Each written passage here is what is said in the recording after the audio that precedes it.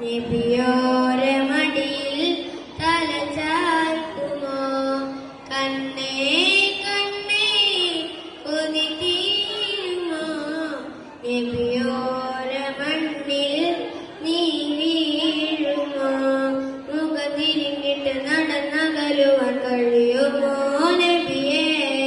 മുഖം തിരിച്ചിട്ട് വിട പറയുവാൻ കഴിയുമോ നബിയേ? മദീനയിൽ ചെന്നാൽ ഭൂവിൽ എവിടെയുണ്ട് അതുപോലൊരു ശാന്തത?